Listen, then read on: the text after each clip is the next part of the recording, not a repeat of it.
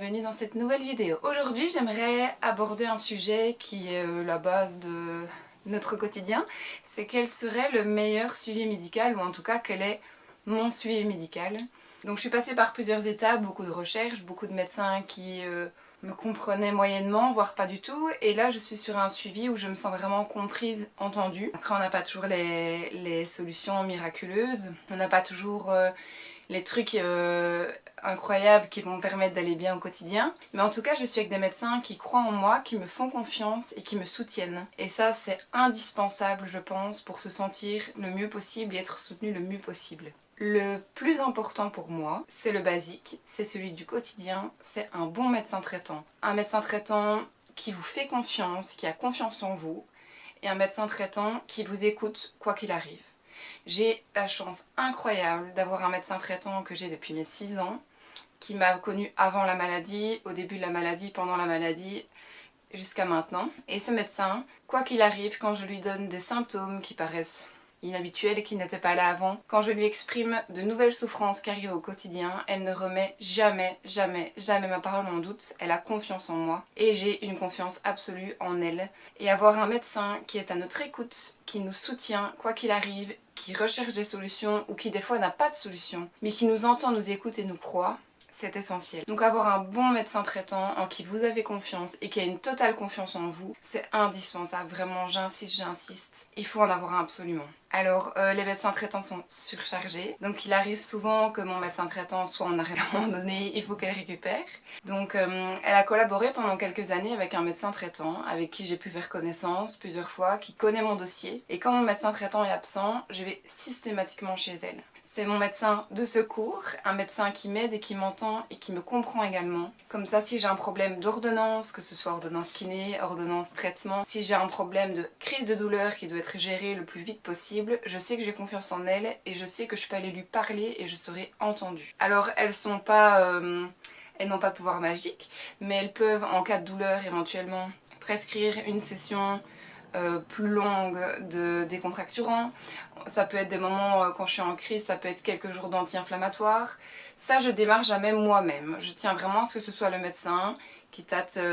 Donc moi, mes douleurs sont centrées vraiment essentiellement ici, au niveau des cervicales, des épaules, et puis donc ça peut monter jusqu'au-dessus de la tête, maux de tête. Des fois, ça va jusque, ça inflamme carrément mes sinus. Des fois, j'ai mal jusque dans le bas du dos. Beaucoup de douleurs dans les mains aussi, mais voilà, moi c'est surtout les cervicales. Et donc je tiens à aller les voir, qu'elles m'auscultent et qu'elles me disent ok, là c'est suffisamment tendu, c'est chaud, c'est inflammé, anti-inflammatoire. Là c'est vraiment contracturé de partout, c'est noué, il faut relâcher, décontracturant. Voilà Phoebe, regarde. Coucou! Il faut savoir qu'en tant que douloureux chronique, on peut avoir une accoutumance aux antidouleurs, aux décontracturants, parce que c'est quelque chose qu'on a besoin dans notre quotidien. Et alors on aurait tendance à en prendre régulièrement, beaucoup, et alors de plus en plus souvent et à de plus en plus forte dose. Donc à aucun moment je choisis d'augmenter mon dosage, je choisis d'augmenter le nombre de prises par jour, ou je choisis d'augmenter la durée. J'ai une fourchette à laquelle j'ai droit, et ce sont les spécialistes qui m'ont donné un ordre d'idées. Voilà, quand tu as un début de crise à la maison, voilà ce que tu peux augmenter. Quand tu as un pic de crise, voilà ce que tu peux éventuellement utiliser. Mais je vais toujours chercher le feu vert de mon médecin traitant avant pour être sûre de ne pas être en surdosage et de ne pas rentrer dans un cercle vicieux auquel je ne saurais pas comment sortir, duquel pardon je ne saurais pas comment sortir. Donc ça c'est très important de ne pas s'auto-médicamenter, même si on sait ce qu'on prend, on sait pourquoi on le prend, on connaît les raisons, mais c'est quelque chose de très dangereux chez nous parce qu'on aura tendance plus facilement que quelqu'un d'autre à devenir dépendant, à avoir des accoutumances. Pour avoir les bienfaits on va devoir augmenter les dosages systématiquement, et donc voilà, ça c'est dangereux chez nous, on est plus sensible, on est plus fragile, les médecins le disent, c'est un fait scientifique. Les douloureux chroniques, on peut être sensible à l'accoutumance des médicaments et on peut devenir accro aux antidouleurs, à tout ce qui est à base de benzodiazépines pour les décontracturants. Voilà, donc c'est quelque chose auquel je fais très attention parce que je sais que je suis à risque, comme tous les patients douloureux chroniques. Donc je sais à quoi j'ai droit, et quand ce à quoi j'ai droit ne me suffit pas, alors j'appelle le médecin, je demande ce que je peux faire, je vais la voir, on en discute ensemble et on prend un petit traitement de crise, mais c'est elle qui me le prescrit et je ne prends que ce qu'elle me prescrit. Si ça ne suffit pas, je rappelle, on en reparle, on en discute, mais je ne prends pas de décision de moi-même parce que c'est très dangereux de prendre ce pli-là. Donc ça c'est interdit chez moi. Donc le médecin traitant, essentiel, parce que mes spécialistes ne sont pas tout prêts, et donc quand j'ai une crise, si je dois commencer à les appeler, me taper 2h30 de route, voire 3 heures avec les bouchons, aller voir, alors là ma crise a le temps d'exploser 3 fois, elle va durer le double du temps. Donc voilà, moi j'ai besoin d'un médecin traitant en qui j'ai confiance, et j'ai cette incroyable chance. Donc si vous n'êtes pas écouté, si vous n'êtes pas entendu, si vous n'êtes pas respecté en tant que patient, si vos douleurs ne sont pas entendu, s'il vous plaît, allez voir un autre médecin qui a peut-être une autre formation, qui a peut-être d'autres patients qui ont la même pathologie ou des pathologies similaires à vous, qui sera plus à votre écoute et n'aura pas de solution miracle, mais d'être écouté psychologiquement, ça change absolument tout. Donc il faut vraiment que vous preniez le temps, si ce n'est pas le cas, j'espère pour vous que ça l'est, mais si ce n'est pas le cas, il faut vraiment faire la démarche de trouver un médecin traitant. Et donc maintenant, qui sont ces fameux spécialistes? Donc moi je suis suivie à l'hôpital universitaire de Saint-Luc à Woluwe, à Bruxelles, et je suis suivie par un professeur qui est spécialisé dans la gestion de la douleur chronique, de la fatigue chronique, mais ce spécialiste n'est pas seul, il travaille dans une équipe pluridisciplinaire. Et ça c'est essentiel parce qu'en fait vous allez rencontrer plein de domaines différents. Alors moi notamment, j'ai donc le professeur, j'ai régulièrement ses assistants qui varient, qui changent, mais ça c'est intéressant parce qu'ils ont des points de vue différents, ils ont des formations différentes, ils ont des fois un regard neuf sur notre dossier, donc ça c'est pas si mal.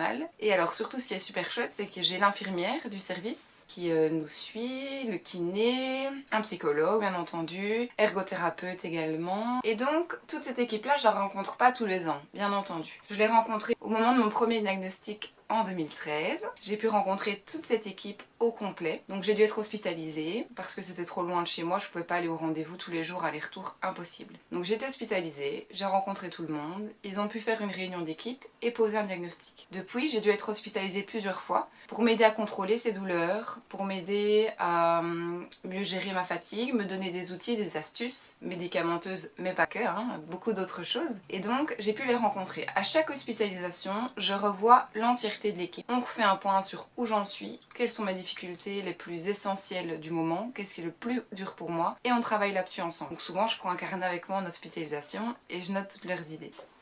Je vais juste partager avec vous la grande chance que j'ai. Ma petite Phoebe est avec nous et elle participe à cette vidéo. Voilà. Donc le service qui me suit à Saint-Luc et qui contient toutes ces personnes super intéressantes et toutes ces personnes ressources, c'est le service de médecine physique et de réadaptation. Et donc dans ce service, il y a la fameuse infirmière spécialisée qui est vraiment super formée dans les douleurs chroniques, le soutien, l'accompagnement. Et alors je voulais vous parler de l'association Fibrofocus, qui est très intéressante, qui soutient tous les patients et les familles également des patients de fibromyalgie, qui se bat pour faire reconnaître cette maladie, pour la faire connaître, pour avoir la journée mondiale de la fibromyalgie. Et cette association notamment vend un livre très intéressant, je vous le montre. Et en fait c'est un petit guide avec de nombreux exercices.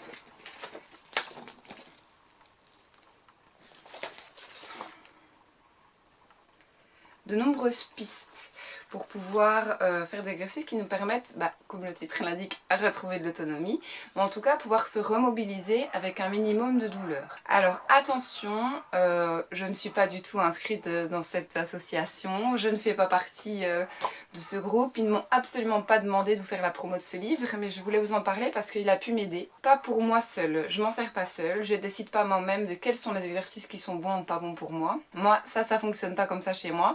Parce que j'ai tendance à être en hypervigilance, j'ai tendance à vouloir en faire trop en pensant que ça me fera du bien. Et donc j'ai tendance à exagérer. Donc ça, moi je ne peux pas l'utiliser seule. Par contre, je l'ai donné à ma kiné, qui l'a lu plusieurs fois, qui a pu piocher des pistes, des petites pistes de travail à faire avec moi, des exercices qu'on ne faisait pas ensemble, des exercices de respiration par exemple, de l'hypopressif. Voilà, elle a pu piocher plein de petites pistes. Et ça a pu nous aider à avancer dans notre recherche de comment faire pour aller mieux dans nos séances de kiné. Et donc ça, je trouvais que c'était intéressant parce que des fois les kinés sont quand même un peu démunis face à nos douleurs. Ils testent tout ce qu'ils testent avec les autres patients habituellement et souvent ça marche très bien. Et puis nous, on a un peu le patient galère.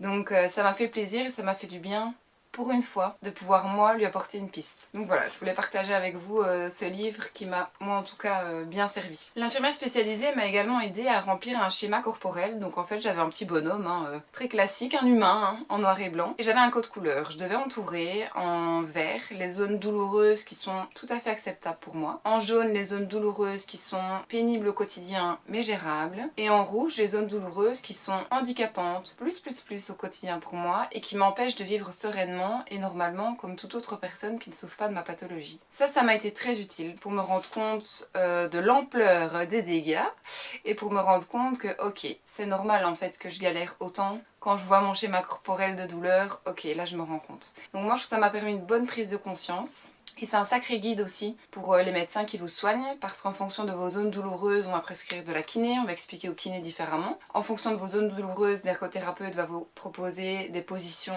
différentes. Ça, je vais pouvoir vous en parler aussi également lors d'une prochaine vidéo. Et le fait de mieux connaître vos zones douloureuses, ça vous permet de mieux adapter votre quotidien. En tout cas, moi, ça m'a vraiment permis de le faire, de cibler l'adaptation de mon quotidien en fonction des douleurs les plus catastrophiques. Et donc chez moi c'est vraiment ici, cervical, devant, derrière, côté. Moi j'ai qu'une envie, c'est de prendre ma tête et de la déposer sur le côté pour soulager la douleur. Donc voilà, moi c'est vraiment localisé ici.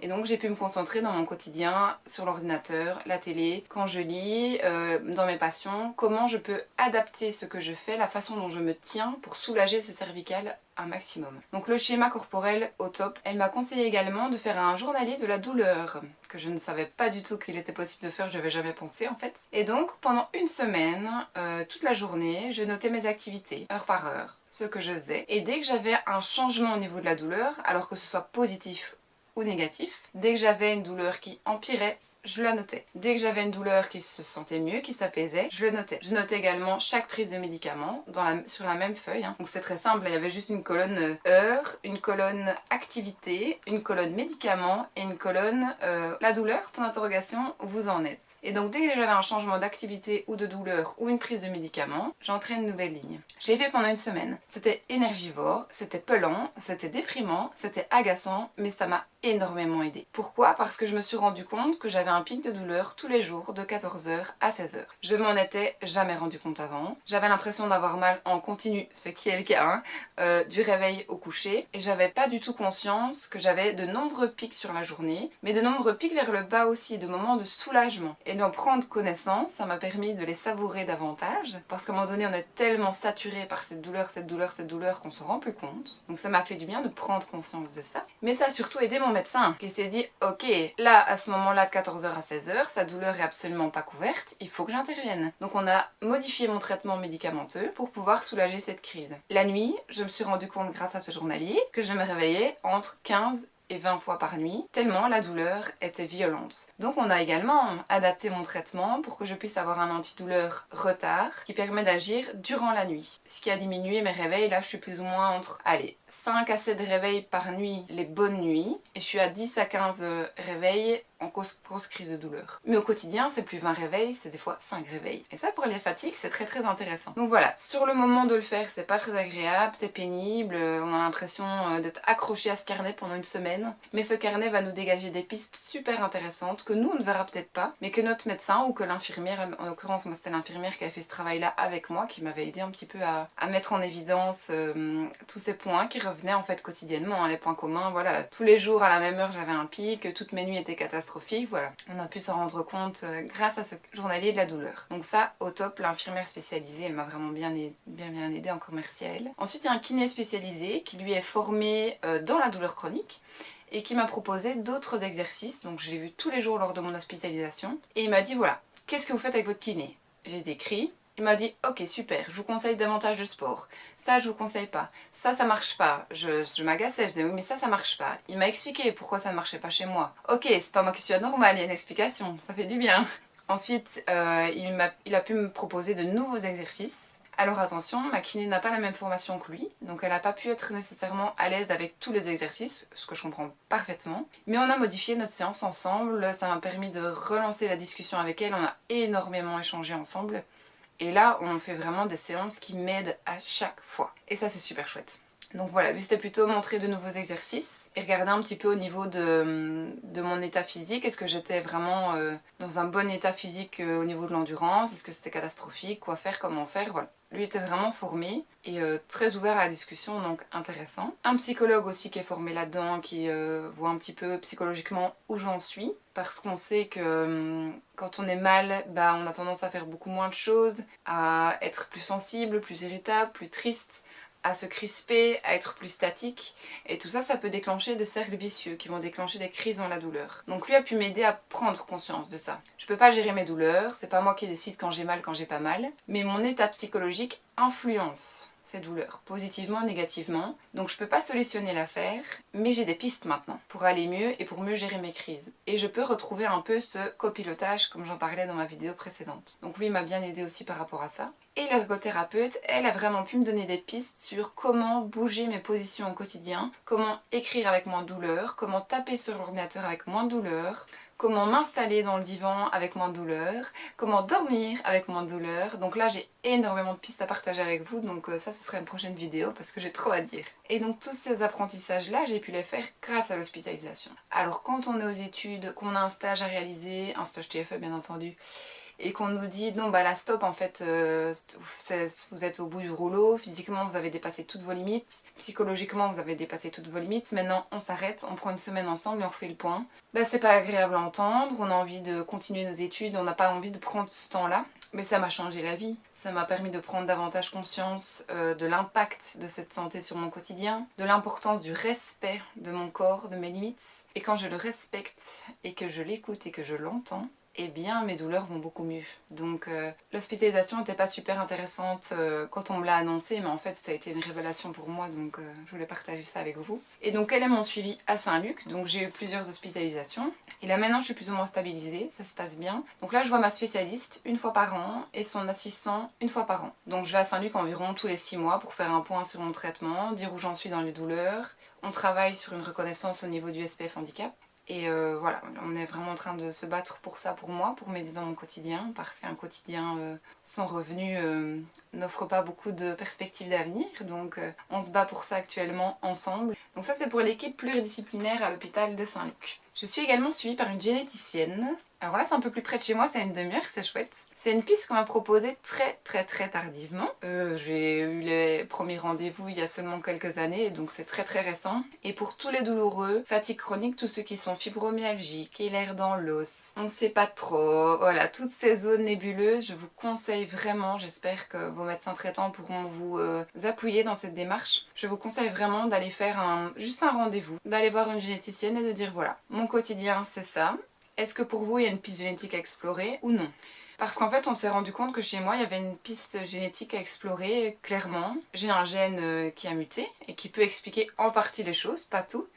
Mais ça continue à avancer dans ma recherche de reconnaissance, dans ma recherche de compréhension. Et moi ça m'a aidé de me dire ok, enfin pour une fois c'est écrit dans un rapport, il y a quelque chose. Même si le médecin me dit je vous crois, je sais qu'il y a quelque chose, tout le monde me soutient, mais d'avoir toujours des rapports qui disent j'ai rien pour le prouver, et dans la prise de sang je peux pas le prouver, la radio je peux pas le prouver, l'école, les IRM, il n'y a rien qui puisse le prouver. Pour une fois d'avoir un rapport qui dit ok, madame Intel a un gène qui a muté, ça m'a enlevé un poids, ça m'a soulagée. J'étais presque heureuse d'avoir un gène défectueux.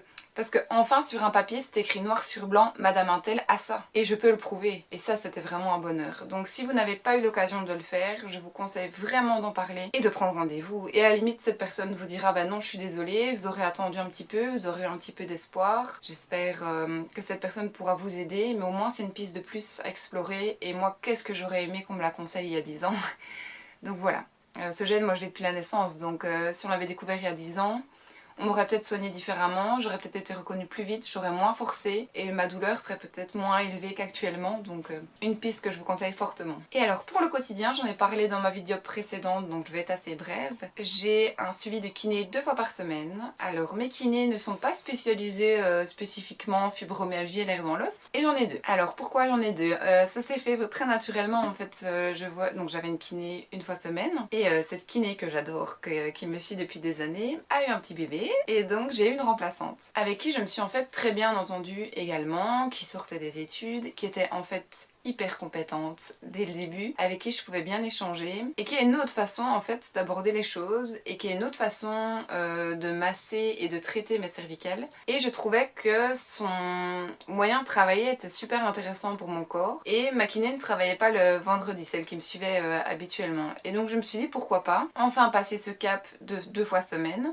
garder ma kiné coucou Noémie que j'ai depuis des années et pourquoi pas intégrer cette remplaçante à mon soin quotidien et sur le long terme parce qu'elle m'aide beaucoup. Coucou Laure. Donc voilà, ce qui fait que maintenant j'ai 2 kinés qui ont des points de vue assez similaires, assez proches, qui sont hyper à l'écoute, compréhensives, hyper compétentes, avec qui je peux discuter vraiment très facilement de mes douleurs, je ne suis jamais jugée, je suis toujours encouragée, motivée, qui me donnent des exercices à faire à la maison quand j'en demande, qui me conseillent quand j'ai des questions, qui me rebooste quand j'ai des coups de mou, donc elles sont vraiment essentielles dans la gestion de mes douleurs dans mon quotidien et merci pour leur soutien. Et pour finir, j'ai un suivi thérapeutique, donc moi c'est une psychologue qui me suit depuis plusieurs années maintenant, mais ce n'est pas la première. J'ai d'abord été en planning familial avec un premier suivi qui s'est super bien passé, une personne incroyablement à l'écoute qui a déménagé un petit peu trop loin de chez moi, donc j'ai changé de thérapeute, j'en ai eu une deuxième. Super contact à nouveau, super bon travail ensemble et puis elle a arrêté de travailler là où j'allais. Donc j'ai arrêté aussi. Donc nouvelle recherche de thérapeute. Et là j'ai vraiment fait des recherches plus longues. Hein. J'ai quand même pris le temps, j'ai posé des questions. Est-ce que vous comptez déménager d'ici 6 mois, 1 an? Si oui, où? J'avais besoin vraiment d'être rassurée quant à ce nouveau suivi. Parce que ma maladie ne s'envolera pas, donc j'ai besoin d'un suivi sur le long terme et recommencer à chaque fois le travail avec une nouvelle thérapeute, c'est énergivore, c'est fatigant, c'est douloureux parce qu'il faut toujours revenir sur les moments douloureux, mais ça en vaut la peine, donc il faut vraiment s'accrocher. Et là j'ai la grande chance d'avoir une psychologue qui me suit depuis plusieurs années, qui me soutient, qui m'encourage beaucoup, qui m'a notamment soufflé l'idée de créer cette chaîne, donc encore merci à elle. Vous pourrez la remercier en commentaire d'ailleurs parce que c'est grâce à elle. Et ça m'aide énormément. Donc elle a une spécialisation en beaucoup de patients douloureux chroniques. Et j'ai découvert la technique de l'EMDR avec elle. Une technique qui m'aide énormément, qui me soulage beaucoup, qui m'aide à gérer mes émotions. On fait de la pleine conscience parfois, moins ça c'était plus avec mes autres thérapeutes, ça m'aide aussi. Par contre on fait de super exercices de relaxation, on a essayé aussi la psychologie générationnelle, enfin on teste plein de choses différentes et ça je trouve c'est tellement enrichissant. Mais elle est spécialisée. Et c'est la première psychologue que je choisissais qui était plutôt spécialisée dans toutes ces pathologies-là. Et j'ai vu la différence et je trouve que c'est super intéressant parce qu'elle a des pistes qui sont utiles à d'autres patients qu'elle peut échanger. Il y a des pistes qui moi m'aident, qu'elle échange à d'autres patients sans jamais révéler qui est tel patient, de quoi il souffre. Mais elle peut me donner plein de pistes parce qu'en fait elle a plein de patients dans son quotidien qui vivent des choses similaires et donc ça c'est tellement enrichissant. Et alors la psychologue, j'y vais 2 fois par mois parce que ça a un coût financier, on est bien d'accord. Alors attention à les remboursements mutuels comme pour la kiné, faut surtout pas hésiter à envoyer les documents pour avoir ces remboursements qui sont quand même conséquents, donc il faut foncer. Donc j'y vais 2 fois par mois, des fois c'est en présentiel, des fois c'est en distanciel pour me soulager au niveau de la fatigue des trajets, mais ça m'aide beaucoup et c'est indispensable.